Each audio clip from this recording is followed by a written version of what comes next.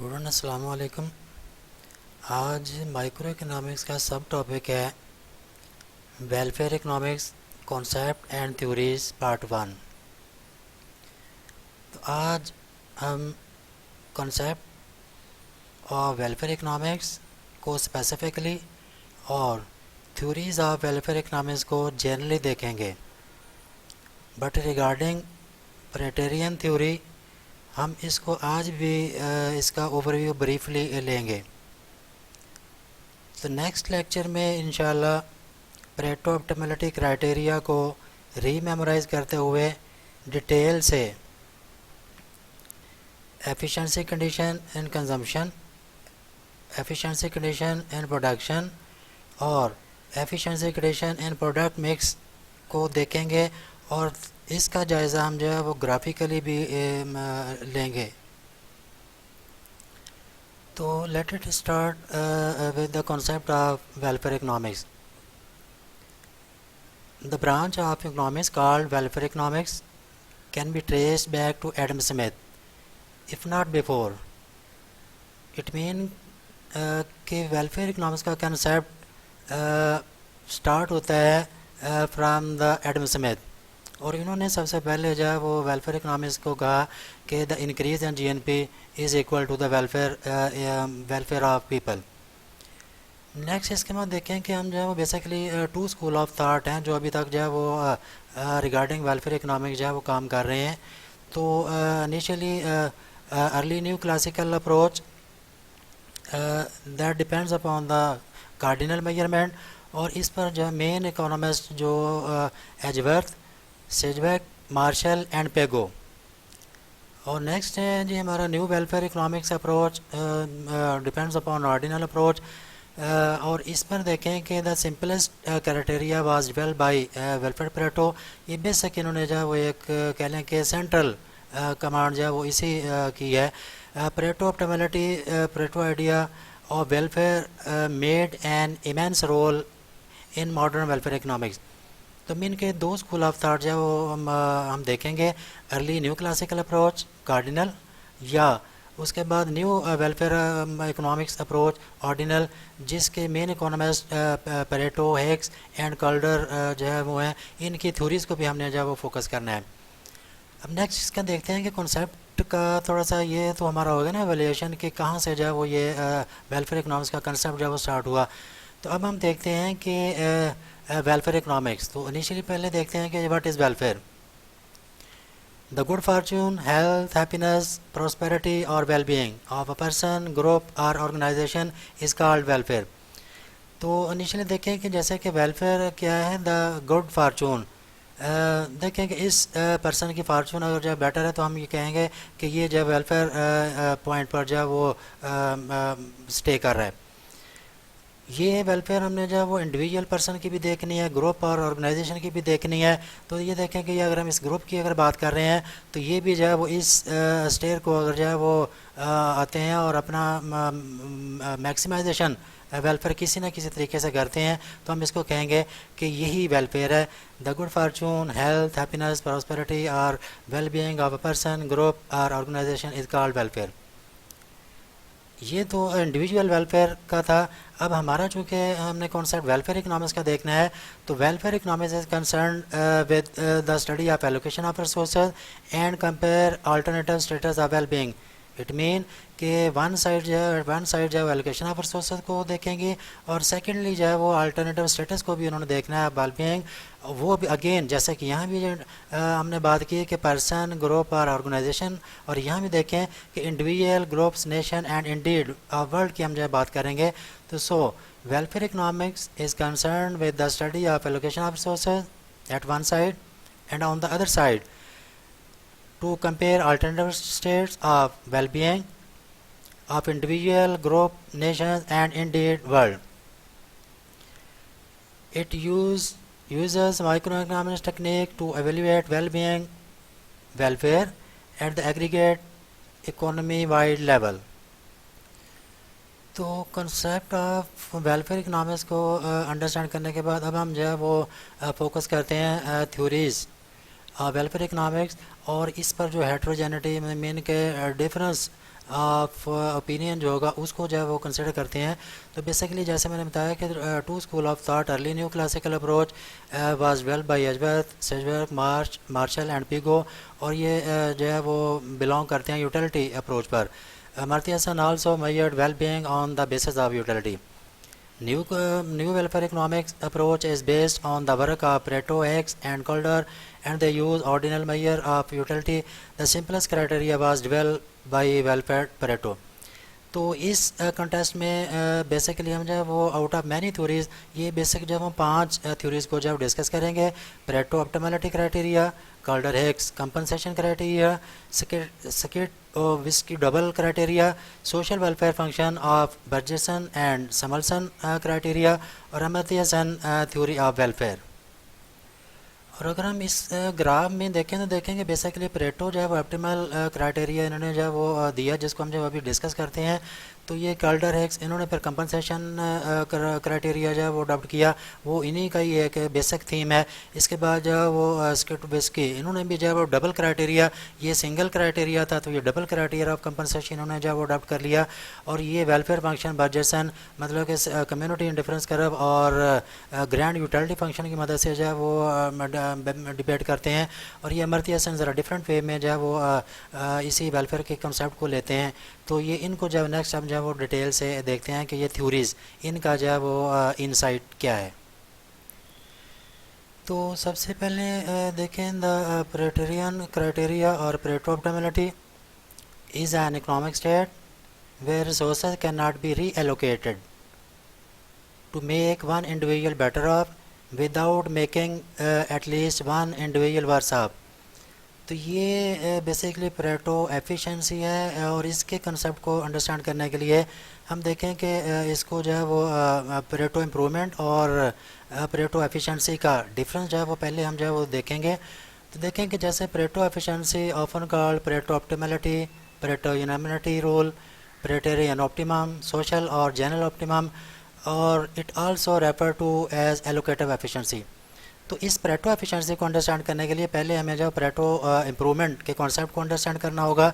तो बेसिकली ये कंडीशन ये है कि इस पर जो है वो रिसोर्स री एलोकेशन पॉसिबल होती है, और एटलीस्ट 1% बेटर ऑफ हो सकता है without making any other individual worse off. Resource reallocate हो सकते हैं, 1% is better off without making another person worse off. While on the other side, Pareto efficiency और Pareto optimality क्या है, इस पर ये एक ऐसी स्टेट है कि जिस पर जो है वो resources cannot be reallocated to make one individual better off without making at least one individual worse off. तो इसका मतलब है कि परेटो एफिशिएंसी पॉइंट जो है वो ये वो पॉइंट होता है जिस पर consumer A and consumer B के इन डिफरेंस कर्व जो है वो टेंजेंट होंगे, या M R S of A equal to M R S of B होगा। हाउएवर परेटो इम्प्रूवमेंट में जो है वो एक पॉसिबिलिटी होती है कि रिसोर्स को रीएलोकेट करते हुए हम परेटो एफिशिएंसी पॉइंट पर जो है वो पहुँच सकते हैं। और इसी को देखें कि अगर हमने जब ये इसकी देखें, is a condition on the way to Pareto efficiency. Pareto improvement is a condition on the way to Pareto efficiency whereby goods can be reallocated. मतलब कि Pareto efficiency तक पहुंचने के लिए Pareto improvement एक वे है जिसको जब हम ट्रैवल कर सकते हैं। Pareto efficiency की एग्जांपल के साथ हम इस तरह जो कर सकते हैं, consider an economy that contains only one good which everyone likes, then every allocation is Pareto efficient.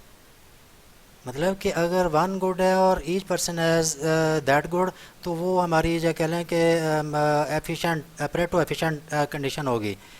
The only way to make someone better off, हम अब जब किसी को जब बेटर ऑफ पोजीशन पर जब वो करना चाहते हैं, is to give them more of the good, उस गुड की हमें जब मोर क्वांटिटी इसको देनी पड़ेगी।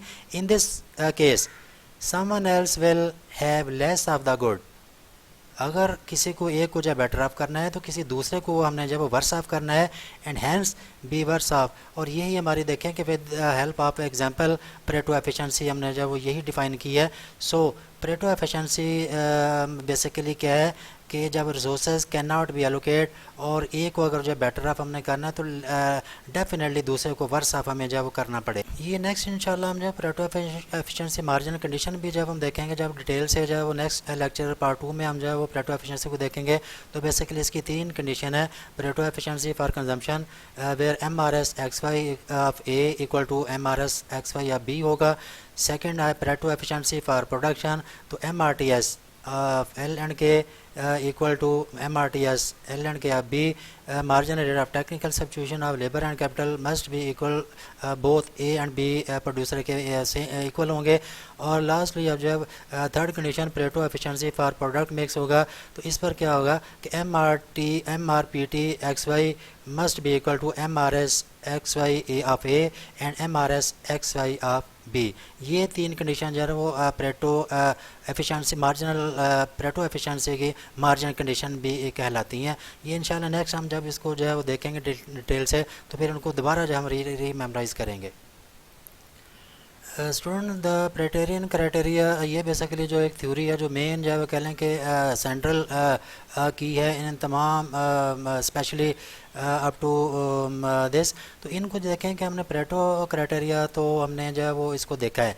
नेक्स्ट है जी काल्डर हेक्स एफिशिएंसी क्राइटेरिया, तो ये बेसिकली एक्सटेंशन ऑफ प्रेटेरियन क्राइटेरिया ही है। और इस पर देखें कि कंपनसेशन प्रिंसिपल जो है वो फॉलो किया जाता है। मतलब कि अगर लेट्स सपोज कि पर्सन ए जब गेन करता है और पर्सन बी जब लूज़ करता है, तो ए जो है वो बी को जो है वो कुछ जो है वो कह लें कि कंपनसेट कर देगा। इसके डबल क्राइटेरिया, तो यहाँ देखें कि काल्डर एक्स में जो है वो कंपनसेशन प्रिंसिपल जो है वो सिंगल क्राइटेरिया जो है यूज़ किया जाता है, वाल यहाँ जो है वो डबल क्राइटेरिया यूज़ किया जाता है। इस पर देखें कि अगर जो है वो double criteria will occur when the gainer from the change of allocation A to allocation B compensate the loser. मतलब कि जो है वो कोई गेनर लूज़र को जो है वो कंपनसेट करता है for making the change, but the loser, अब ये अगेन देखें कि लूज़र अगेन जो है वो कह लें कि सेकंड क्राइटेरिया जो है वो लूप चलाएगा, but the loser could also then compensate the gainer for going back to the original position. मतलब कि ए जो है वो पहले जो है वो बी को जो है वो करेगा सपोर्ट, और उसके बाद बी जो है वो अगेन जो है वो ए को करेगा, और अगेन जो है वो जो बी होगा वो अपनी ओरिजिनल लूजिंग पोजीशन पर ही जो है वो रहेगा। This criteria called the Tibor Scitovsky criteria. और ये economist basically Hungarian born American economist है। नेक्स्ट है जी सैमुअलसन बर्जसन क्राइटेरिया, तो ये वेरी सिंपल जो है वो 1938 में इन्होंने अपना जो है वो कंसेप्ट जो है वो रिवील किया, और ये अपने वेलफेयर इकनॉमिक्स के कॉन्सेप्ट को कहते हैं जी वेलफेयर इकनॉमिक्स मैक्सिमाइजेशन उस पॉइंट पर होगी where community indifference curve will tangent to the grand utility possibility frontier. और इस मुकाम पर जहाँ जो है वो लाइक ऑर्डिनल अप्रोच जो है वो ये एक इक्विलिब्रियम होगा, बट यहाँ कम्युनिटी एंड डिफरेंस कर्व और ग्रैंड यूटिलिटी पॉसिबिलिटी फ्रंटियर हो गए, और जहाँ ये एक दूसरे को टेंजन हो गए इस मुकाम को जो है पॉइंट ऑफ ब्लिस भी कहते हैं। तो लास्ट थ्योरी जिसका हम जो है वो जनरली हमने जो है एनालिसिस करना था, the theory of Amartya Sen, ये थोड़ा सा अपने जो है वो थ्योरी को ज़रा डिफरेंट वे में वो कहते हैं यूटिलिटी की मदद से जो है वो इसको जो है वो मेजर भी किया जा सकता है। और 2 डायमेंशन जो है वो डिफरेंट इस पर दे रहे हैं। नंबर 1 है हैप्पीनेस और दूसरी है डिज़ायर ऑफ फुलफिलमेंट। तो अमर्त्य सेन जो क्रिटिसिज्म से बेसिकली जो जैसे कि मैंने कहा कि परेटो जो बेसिक आइडिया देता है, इन तीनों को अगर हम देखें तो ये जो है वो ये कंपनसेशन प्रिंसिपल, ये डबल कंपनसेशन प्रिंसिपल को कर रहे हैं, और ये भी जो है वो उसी कोई थोड़ा सा डिफरेंट कि कम्युनिटी एंड डिफरेंस कर्व और ग्रैंड यूटिलिटी प्रोडक्शन फंक्शन की मदद से जो डिफाइन कर रहे हैं। और अमर्त्य सेन ने जो है वो ज़रा डिफरेंट वे से लिया है कि एक तो ये कि हैप्पीनेस एंड डिज़ायर को उन्होंने जो डायमेंशन को कंसिडर किया है, और सेकेंडली उन्होंने जो क्रिटिसाइज भी किया है परेटो को on the basis of qualitative aspect as well as existence of extreme inequality। Mean कि ये जब हम जो है वो परेटो कहते हैं कि जी सिंगल अगर इंडिविजुअल की भी जो है वो वेल ऑफ होता है तो हम इसको भी जो है वो वेल बीइंग को जो है वो वेलफेयर इकोनॉमिक्स का नाम देते हैं। तो यहाँ जब वो वही बात कर रहे हैं कि इनइक्वालिटी और क्वालिटेटिव आस्पेक्ट को जो है वो ओवरऑल सोसाइटी का नहीं देखा गया। तो मीन कि द परेटो क्राइटेरियन बेसिक हमारी एक कह लें कि सेंट्रल कह लें कि आइडिया है। कॉल्डर, स्कटविस्की और सैमुअलसन ने इन्हीं क्राइटेरियन परेटो ऑप्टिमलिटी को ही जो है वो फोकस किया, और अमर्त्य सेन ने इसको ज़रा डिफरेंट वे में हैप्पीनेस और डिज़ायर को जो है वो अपना यूटिलिटी कहा कि यूटिलिटी को मैयर भी जो है वो किया जा सकता है। तो स्टूडेंट होप आप इन तमाम कंसेप्ट को जो है वो अंडरस्टैंड करें, क्योंकि नेक्स्ट इंशाल्लाह हम जो है वो वेलफेयर इकोनॉमिक्स पार्ट 2 में द क्राइटेरियन क्राइटेरिया को जो है वो डिटेल देखेंगे, जिस पर अगेन हम जो है वो इसकी कंडीशन को ग्राफिकली और इन कंडीशन को जब हम डिटेल से जब डिस्कस करेंगे। होप आप ये कंसेप्ट जो समझ गए होंगे। अल्लाह ताला खैर वफ़ीयत रखे। Thank you very much. Stay safe.